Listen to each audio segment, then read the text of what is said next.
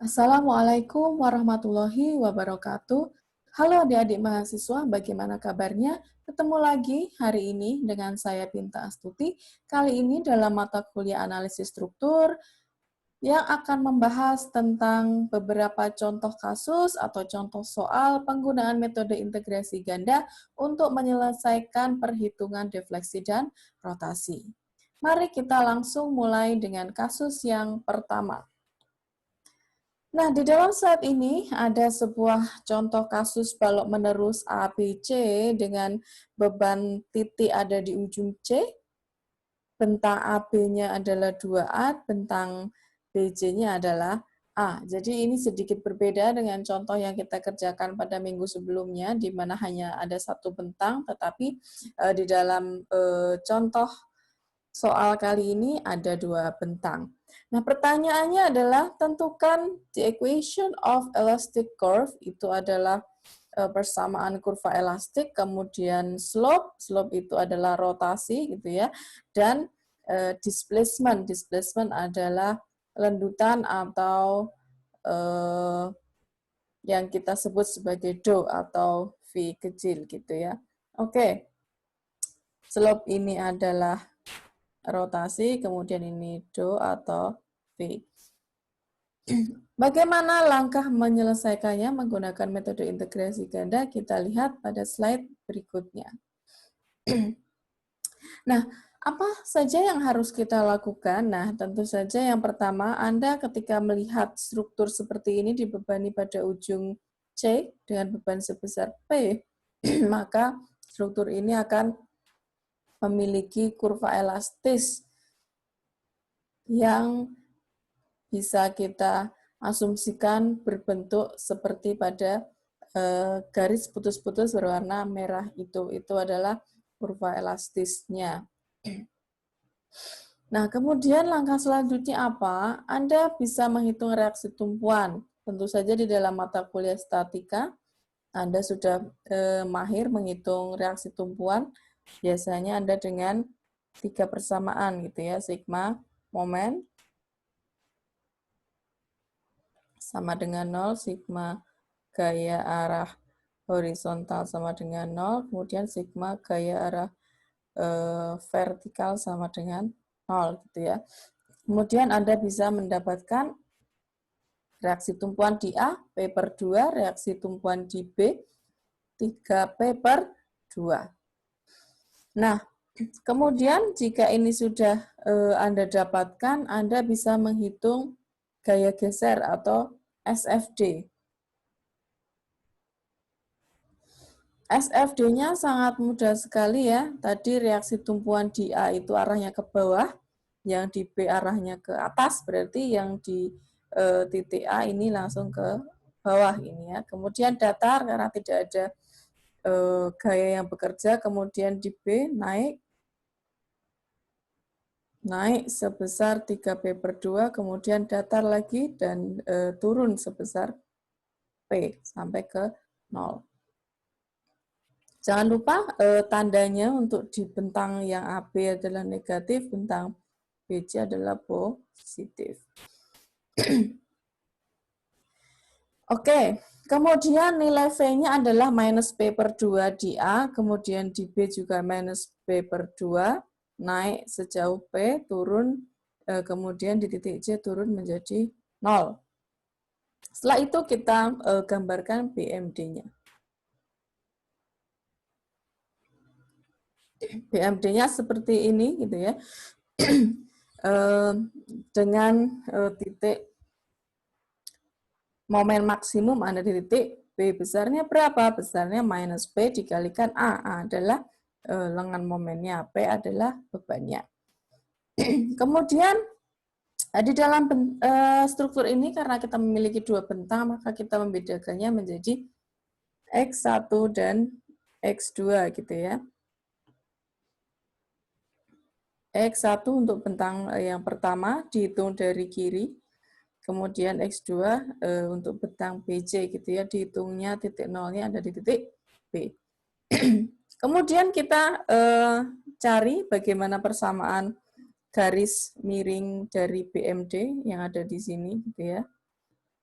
MX1 itu didapatkan dari minus P per 2 dikalikan X1. Minus P per 2 itu ini, dari reaksi tumpuan dikalikan X1 itu adalah lengannya. Maka garis yang miring ini persamaannya adalah minus P per 2 dikalikan X1. Kemudian garis miring yang ada di BC ini gimana? Ini juga sama gitu ya. Ini adalah kita bisa hitung menggunakan minus P. P itu bebannya dikalikan A. A adalah lengan momen dari B ke C. Kemudian ditambahkan P dikalikan X per 2. Nah, setelah SFD dan BMD Anda sudah dapatkan, kemudian kita masuk ke double integration pada bentang yang pertama, atau kita mulai dari X1. Kita masih ingat kalau D2V dx2 itu sama dengan MX1EI, M-nya adalah minus P per 2, ini minus P per 2,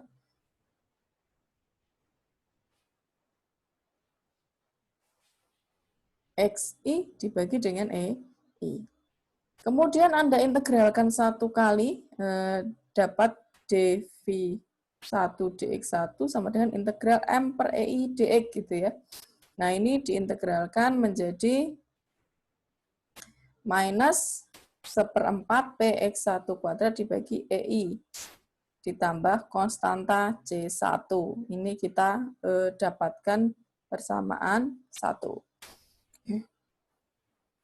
Nah, Anda sudah punya dV1 dx1. Bagaimana cara mendapatkan V1-nya? V1-nya adalah integral 2 kali dari momen dibagi EI dx. Sehingga didapatkan V1-nya adalah minus Px1 pangkat 3 dibagi 12 EI. Nah, ditambah tadi ini adalah C1 diintegralkan terhadap X1, dapatkan C1 X1 ditambah konstanta yang kedua. Nah, di sini kita punya dua nilai konstanta yang tidak diketahui, kita harus cari bagaimana caranya gitu ya. Nah, V tadi apa? V itu adalah defleksi gitu ya, defleksi atau lendutan sama gitu ya. Nah, kita bisa menggunakan kondisi batas atau boundary condition untuk mendapatkan konstanta C1 dan C2.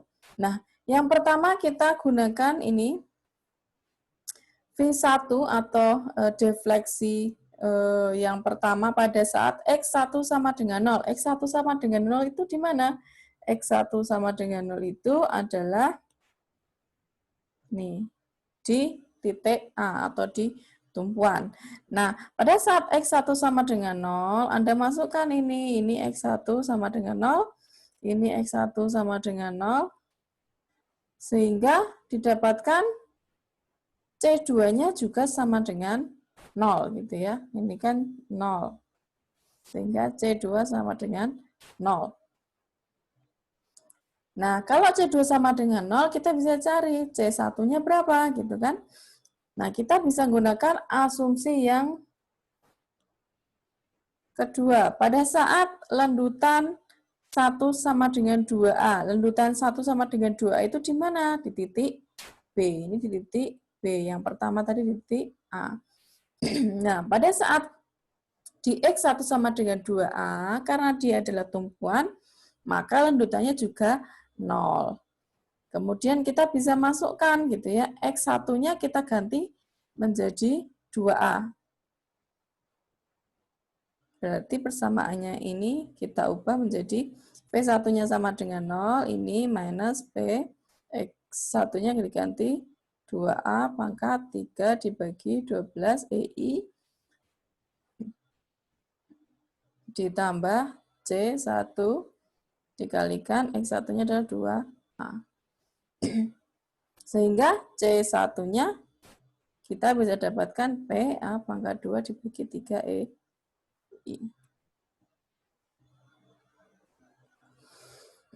Nah, ini adalah langkah mencari C1.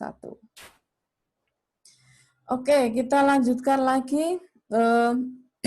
mengintegralkan pada ruas BC atau pada bentang BC. Kita integralkan momennya dari D kuadrat V2 dibagi DX 2 kuadrat ini sama ya, minus P dikalikan A dibagi EI gitu ya, ditambah PX kuadrat dibagi EI. Kemudian hasilnya setelah kita integralkan satu kali, ini hanya diintegralkan satu kali saja.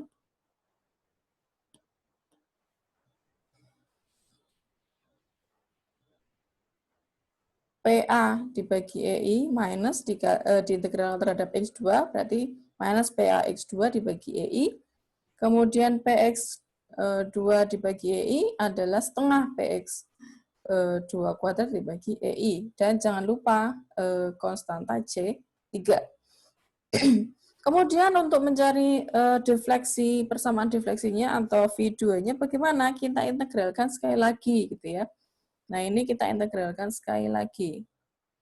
Dapatnya berapa? Minus PAX2 dibagi EI, kita integralkan menjadi minus PAX2 kuadrat dibagi 2EI, ditambah 1/6 PX2 pangkat 3 dibagi EI, kemudian C3 diintegralkan terhadap X2 adalah C3X2. Dan akan muncul konstanta yang selanjutnya, C4. Nah, untuk mencari konstantanya bagaimana? Kita gunakan kondisi batas atau boundary condition gitu ya. Misalnya kita ambil V2. V2 adalah defleksi atau lendutan pada saat X2 sama dengan 0. X2 sama dengan 0 itu kita tadi tahu bahwa X2 ini untuk bentang BC. Dimulai dari B, berarti X-nya sama dengan 0 pada saat di B, gitu ya. Ini di B. Pada saat X2 sama dengan 0, kita masukkan di sini. X2 sama dengan 0. Itu pada saat V2 sama dengan 0. Sehingga kita bisa dapatkan C4 sama dengan 0 juga. Oke. Nah, kemudian C4 sudah tahu 0 gitu ya. Kita harus mencari C3. Caranya bagaimana? Nah, kita pakai yang kondisi batas yang kedua.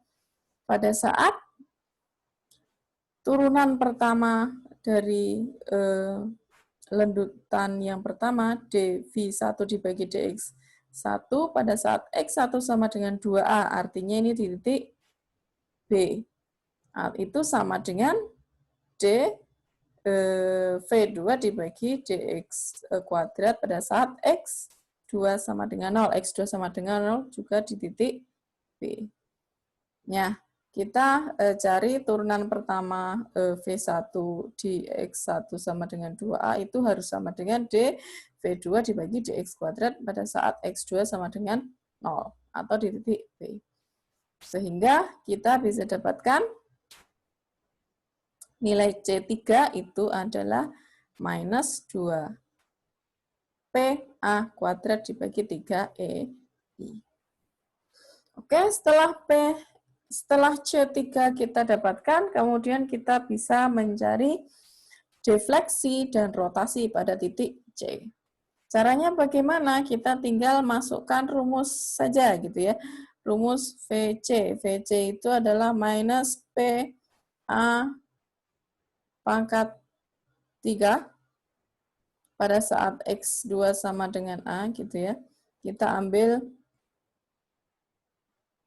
rumus ini ya, rumus ini gitu. PA pangkat 3 dibagi 2EI ditambah PA pangkat 3 dibagi 6EI minus 2 PA kuadrat dibagi 3EI gitu ya. Ini adalah C3 gitu kan. Ini adalah C3. Hasilnya berapa? Disederhanakan menjadi minus PA pangkat 3 dibagi EI. Ini adalah lendutannya. Nah, kemudian rotasinya atau slope-nya gimana? rotasi atau slope itu biasanya kita gunakannya adalah theta, berarti theta C, berarti dV2 dibagi dx kuadrat pada saat x2 sama dengan A, x2 sama dengan A, gitu ya, berarti di ujung gitu, itu sama dengan berapa gitu. Kita bisa pakai rumus yang ini ya.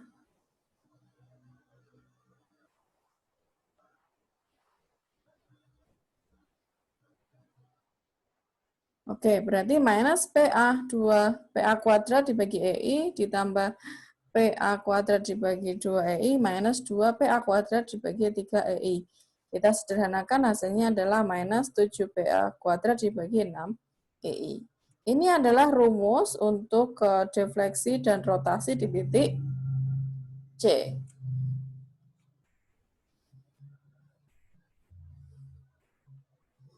Nah, kemudian bagaimana? Nah, di dalam slide ini adalah rangkuman gitu ya, atau kesimpulan dari persamaan yang sudah kita hitung pada slide sebelumnya.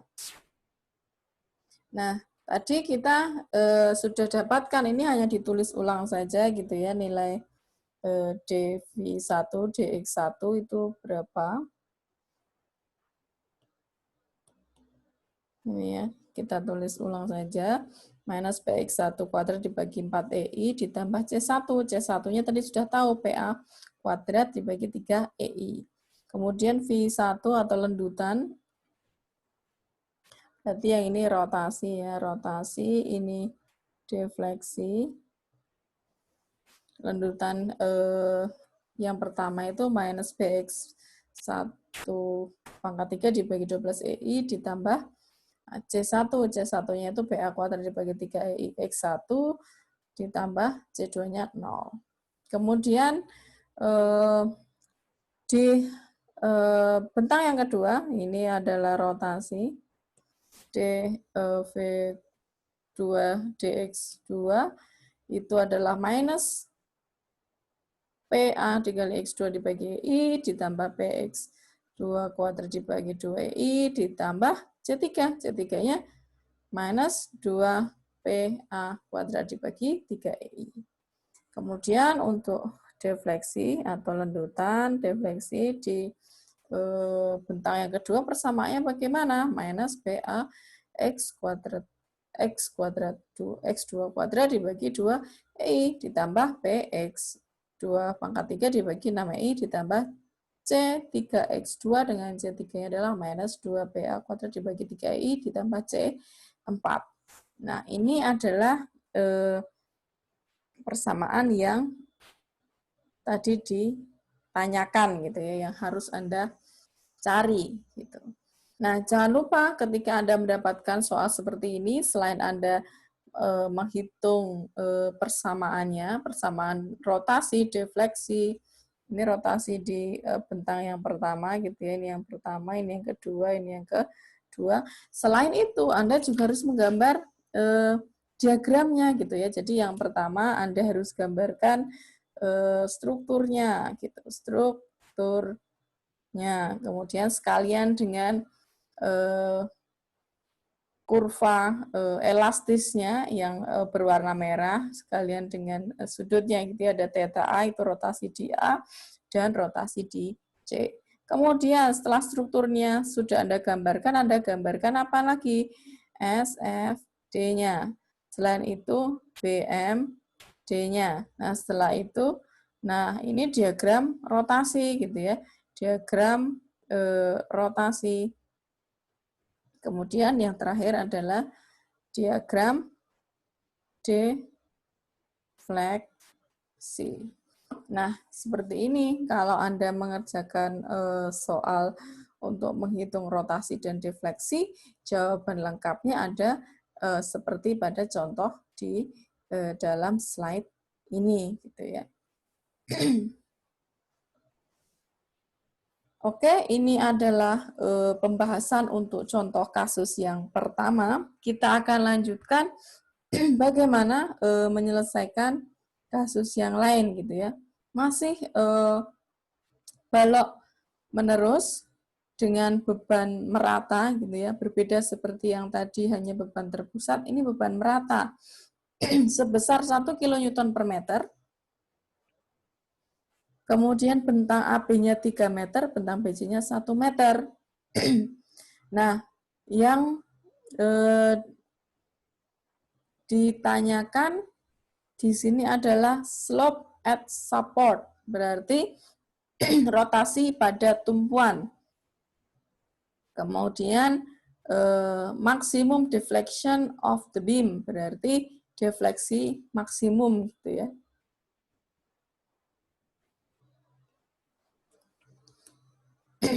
Selain itu ada defleksi at C. Berarti saya ulang lagi pertanyaannya, yang pertama rotasi di tumpuan di A dan B. Yang kedua defleksi maksimum, kita belum tahu ada di mana, nanti harus dicari. Yang ketiga defleksi pada C. Tetapi di sini kita sudah diketahui modulus elastisnya 10 GPa, 10 GPa dan momen inersialnya 15 kali 10 pangkat 6 mm pangkat 4. Oke, mari kita lihat pembahasannya seperti apa. Nah, yang pertama Anda harus gambarkan kurva elastisnya seperti yang ada di garis putus-putus merah seperti ini. Kemudian Anda hitung reaksi tumpuannya menggunakan prinsip-prinsip statika gitu ya. Anda sangat mudah saya rasa mencari. Kemudian Anda ingat lagi bentangnya dari A ke B itu adalah X1, kemudian dari B ke C adalah X2. Setelah itu Anda gambarkan SFD dan BMD. Nah, SFD-nya karena beban merata, Anda harus ingat lagi ini miring gitu ya. Di tumpuan ini naik, kemudian miring lagi. Nah, untuk diagram momennya seperti ini gitu ya. Nanti Anda bisa mencari bagaimana caranya mendapatkan kurva seperti ini. Nah, kemudian Anda langsung ke kondisi batas gitu ya, kondisi batas. Kondisi batasnya di sini defleksi di tumpuan adalah 0 gitu ya. Jelas ya, karena dia dikekang oleh tumpuan sehingga defleksi pada saat X1 sama dengan 0 itu 0. Itu di A. Kemudian V1X1 sama dengan 3 itu berarti di B. Itu juga sama dengan 0. Kemudian defleksi 2 atau V2, X2 sama dengan 0. X2 sama dengan 0 itu berarti di B gitu ya. Sama dengan 0. Itu adalah kondisi batas untuk defleksi. Kemudian kondisi batas yang kedua, the left of slope and the right of slope at B are equivalent. Jadi di sini ada titik tumpuan B. Di situ ada gambar rotasi sebelah kiri dan rotasi sebelah kanan ya. Jadi rotasi BL itu B left. Kalau rotasi BR itu B right. Jadi di situ ini adalah rotasi BL itu sama dengan rotasi B. Kita harus paham dulu bahwa di dalam prinsip matematika di situ sudut yang bertolak belakang besarnya sama. Oke, kita lanjutkan ke langkah selanjutnya. Nah, kita masuk ke langkah selanjutnya. Kita coba lihat segmen AB dulu gitu ya. Di segmen AB untuk mencari apa? Untuk mencari momen di X1. X1 itu adalah segmen A, B. Nah, kita akan coba potong gitu ya di sini. Kita masuk fokus di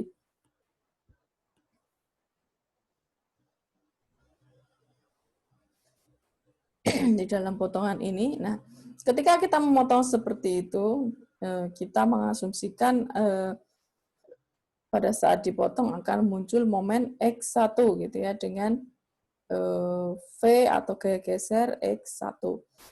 Sehingga kita bisa menghitung sigma momen X1 sama dengan 0. Ya, itu gimana gitu ya. Itu ada 4/3 X1 itu ini adalah ini ya apa namanya reaksi tumpuan. Kemudian minus 1 dikalikan X1 kuadrat dibagi 2 gitu ya. Ini dari ini. Oke, kemudian kita masuk ke persamaan momen curvature. Curvature itu adalah turunan kedua gitu ya, turunan kedua D kuadrat V dx1 kuadrat itu sama dengan 1/EI dikalikan MX1 ya. Ini adalah MX1 dari sini. Kemudian kita integralkan satu kali. Kita di sini adalah integral. Integralkan satu kali menjadi dv1 dibagi dx1. Itu adalah 1/EI tidak berubah gitu ya. 4x1 dibagi 3 diintegralkan jadi 2x1 kuadrat dibagi 3 minus x1 pangkat 3 dibagi 6. Jangan lupa ditambah konstanta C1. Kemudian kita integralkan sekali lagi menjadi V1. Ini stepnya sama gitu ya. Menjadi 1/EI dikalikan 2x1 pangkat 3 dibagi 9 minus x1 pangkat 4 dibagi 2, 4 ditambah C1x1. C1 kalau diintegralkan terhadap x1 menjadi C1x1 gitu ya, ditambah C2. Nah, kita harus cek kondisi batasnya untuk mencari C1 dan C2. Yang pertama kita pakai defleksi. Yang pertama pada saat X1 sama dengan 0 itu sama dengan 0 ya. Ini berarti di A gitu ya. Defleksi di A itu sama dengan 0. Kalau X1 sama dengan 0 ini kan artinya habis gitu kan. Berarti C2 sama dengan 0. Kemudian kita pakai kondisi batas yang kedua, defleksi 1. Pada saat X1 sama dengan 3, X1 sama dengan 3 itu berarti titik B. Itu sama dengan 0. Berarti kita masukkan X1 sama dengan 3 ke persamaan ini gitu ya. V1-nya sama dengan 0 sama dengan 1/EI dikalikan 2, X1-nya sama dengan 3. 3 pangkat 3 dibagi 9 minus 3 pangkat 4 dibagi 24 ditambah C1, X1-nya adalah 3 ditambah C2-nya sama dengan 0. Sehingga C1 kita bisa hitung dapatnya minus 7 dibagi 8 EI gitu ya. Sama dengan ini. Oke, berarti kita sudah dapat nilai C1 dan C2 yang 0. Kemudian kita hitung rotasi di A gitu ya, rotasi di A. Nah, dari yang pertama, pada saat X1 itu sama dengan 0, jadi rotasi A itu kita definisikan sebagai minus EI dikalikan 2x1 kuadrat dibagi 3, ini ya, persamaannya ya. Minus x1 pangkat 3 dibagi 6 ditambah C1. C1-nya tadi adalah minus 7 dibagi 8 ini. Ya. Pada saat X1 sama dengan 0, berarti ini coret, berarti C1 itu sama dengan rotasi di A. Nah, berarti tinggal masukkan. Kita tadi sudah punya nilai ini ya. Kita sudah punya E itu 10 GPa, kemudian I-nya 15 kali 10 pangkat 6 mm pangkat 4 gitu ya. Jadi tinggal masukkan ke sini. Rotasi A sama dengan minus 7 dibagi 8 kali E-nya, kalikan I-nya, tinggal dihitung pakai kalkulator, kemudian kita dapatkan hasilnya dalam radian. Oke, berarti rotasi di A sudah. Kita lanjutkan lagi. Ya, kita masuk lagi ke soalnya tadi ya, kita ingat-ingat lagi seperti ini, kemudian Anda punya persamaan 1 dan 2 gitu ya. Tadi ini sudah, kemudian kita masuk ke persamaan 1, kemudian kita masuk ke persamaan 2. Persamaan 1 itu adalah rotasi, persamaan 2 adalah defleksi untuk ruas yang pertama. Nah, tadi ditanya, kita diminta untuk menghitung displacement maksimum. Nah, kita harus cari dulu di mana gitu ya. Ini di mana letaknya. Kita belum tahu, makanya kita harus cari dulu. Nah, di sini defleksi itu akan maksimum ketika d V1 dx1 sama dengan 0. Ya, defleksi itu akan maksimum pada saat rotasinya sama dengan 0 gitu ya. Sehingga kita harus mensubstitusikan dv1 dx1 sama dengan 0 di dalam persamaan 1 gitu.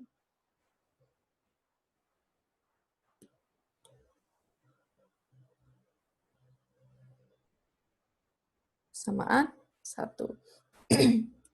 Sehingga dv1 dx1-nya diganti dengan 0 sama dengan 1 dibagi E-nya. Kita sudah tahu dari soal ini I, ini E, ini I gitu ya. Dikalikan 2 X1 kuadrat dibagi 3 minus X1 pangkat 3 dibagi 6 minus 7, ini 8, ini P, I. Sehingga didapatkan nilai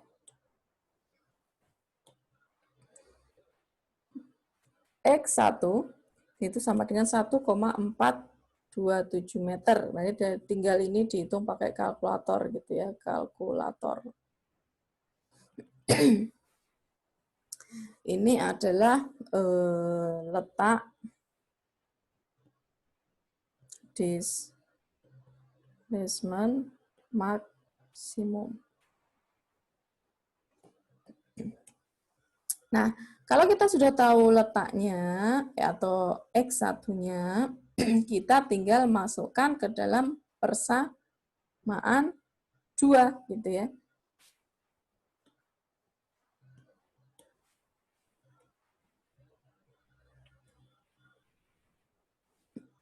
Jadi kita tinggal masukkan V max itu 1 dibagi EI.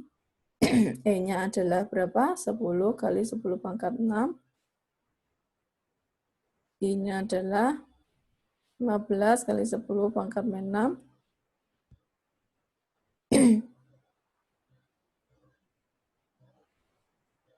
2, X1-nya adalah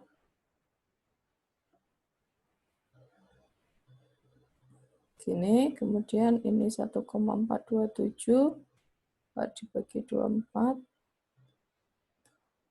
minus 7 ini dibagi 8, EI-nya sama ya, EI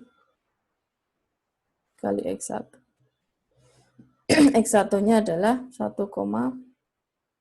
sorry saya kalikan dengan ini letak di bawah gitu ya, sorry. Minus, biar Anda nggak bingung, 7, 8 I-nya, I-nya adalah 15.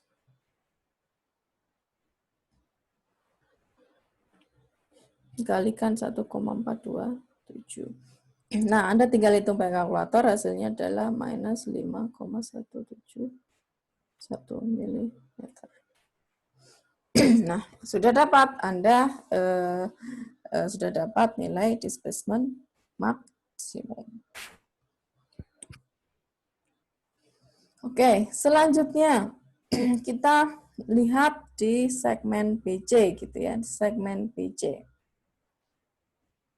Nah, segmen BC ini motongnya di mana? Gitu ya, motongnya ada di sini ya.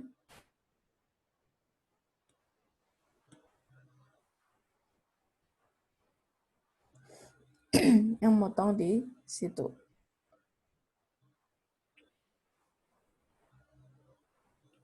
Nah, kemudian dari sini kita bisa menggunakan persamaan sigma momen sama dengan 0. Ini ya, sigma momen sama dengan 0, sehingga kita bisa dapatkan momen X2 sama dengan minus 1 dibagi 2 ditambah X2 dikurangi X2 kuadrat dibagi 2.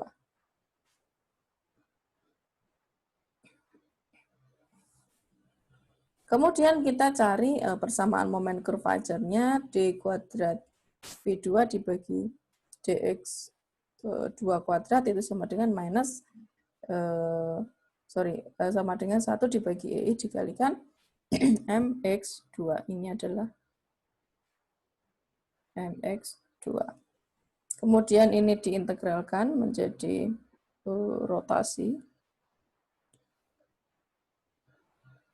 Ini diintegralkan lagi menjadi defleksi. Caranya sama mengintegralkannya, tapi jangan lupa ada C3 gitu ya, ada konstanta. Nah, ini diintegralkan gitu ya. Ini diintegralkan ke sini. Ini sama juga, kemudian ini C3 dan ada C4 gitu ya. Nah, cara mencari C3 dan C4-nya sama, kita menggunakan boundary condition. Yang pertama, pada saat defleksi V2 di X2 sama dengan 0, X2 sama dengan 0 di titik B gitu ya, itu sama dengan 0, maka masukkan X2, X2, X2 sama dengan 0, berarti C4 sama dengan 0. Kemudian kita juga masih pakai tadi yang sama untuk sudut yang berseberangan gitu ya. Untuk rotasi B yang kiri itu sama dengan rotasi B yang kanan gitu ya. Sudut ini sama dengan sudut ini. Oke, kemudian kita sudah punya persamaan untuk dV1 dibagi dx1 gitu ya. Dari yang sebelumnya, dari slide sebelumnya, 1 dibagi EI, 2x 1 kuadrat dibagi 3 minus X1 pangkat 3 dibagi 6 minus 7 dibagi 8 EI. Ini sama dengan, ini dapat dari sini ya. Persamaannya sama. Kemudian masukkan X1 sama dengan 3 untuk yang sebelah kiri, karena ini ya ke sini gitu. Kemudian masukkan X2 sama dengan 0 gitu ya, sama dengan 0. Nah, kemudian setelah itu Anda bisa mendapatkan nilai C3. 5 dibagi 8 E. Nah, mencari rotasi di titik B bagaimana? Titik B itu kan sama dengan X2 sama dengan 0 gitu ya. Berarti Anda pakai persamaan ini. dV2 dibagi dx2, x2 sama dengan 0, itu sama dengan C3 gitu ya. Sama dengan C3. Sama dengan C3. Nah, C3 berapa? C3 adalah 5 dibagi 8E. 8 dikalikan E-nya tadi berapa? 10, I-nya adalah 15, tinggal dikalikan dengan kalkulator. Ini adalah sudut rotasi dengan satuan radian. Oke, kita next ke selanjutnya. Nah, tadi kita sudah dapat beberapa yang ditanyakan gitu ya. Yang pertama kita sudah tahu sudut rotasi di titik A, sudut rotasi di titik B juga sudah dapat barusan gitu ya. Ini kemudian displacement maksimum kita sudah tahu letaknya di mana dan besarnya berapa sudah tahu. Nah, sekarang yang ditanyakan adalah displacement di titik C gitu ya. Displacement di titik C berarti kita pakai persamaan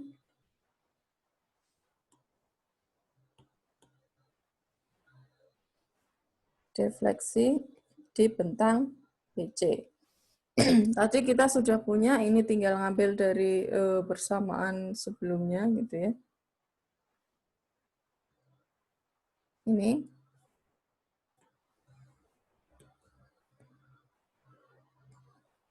defleksi di BC gitu ya. Dengan masukkan C, 3-nya 5 dibagi 8 per EI, dan C4 sama dengan 0. Ini persamaannya. Nah, kemudian di titik C, kita bisa masukkan titik C itu kan tadi kita punya X2 gitu ya, berarti X2 sama dengan 1 gitu. Kalau di C itu X2 sama dengan 1. Sehingga kita masukkan X2 sama dengan 1 ke persamaan ini. Hasilnya berapa? Hasilnya sudah ada di sini ya. Ganti X2-nya sama dengan 1. Sehingga bisa didapatkan minus 3 dibagi 24 EI ditambah 5 dibagi 8 EI sama dengan 12 dibagi 24 EI. Ini setengah gitu kan. Ya. Jadi tinggal masukkan per 2 E-nya 10 kali 5. Nah, sini sama ya, 1, 2. Hasilnya berapa? 3,33 mm positif. Kalau positif, berarti ke atas gitu ya, karena ini cantilever. Ini adalah defleksi. Nah, sudah selesai semua gitu ya. Tadi yang ditanyakan adalah rotasi. Rotasi di A dan di B. Kemudian defleksi maksimum. Kemudian defleksi di C. Semua sudah terjawab gitu ya dari pertanyaannya. Kemudian kesimpulannya bagaimana? Kesimpulannya sama seperti tadi. Anda harus membuat diagram ini gitu ya, diagram ini yang berupa strukturnya, kemudian SFD, kemudian BMD, kemudian rotasi, diagram rotasi. Tadi Anda sudah ngitung ya, di A berapa, di B berapa gitu ya. Kemudian ada kurva elastik. Kurva elastik. Kalau di kurva elastik itu di sini ada namanya inflection point. Jadi perubahan kurva dari yang cekung menjadi jambung. Nah, jadi ini saja contoh untuk pembahasan soal yang menggunakan metode integrasi ganda. Semoga Anda tercerahkan sedikit gitu ya, nanti kalau ada soal di ujian Anda paling tidak sudah ada gambaran. Oke, untuk pertemuan kita pada sesi kali ini kita cukupkan dulu ya. Terima kasih atas perhatiannya. Mohon maaf kalau ada banyak kesalahan. Saya akhiri, wabillahi taufik wal hidayah. Wassalamualaikum warahmatullahi wabarakatuh.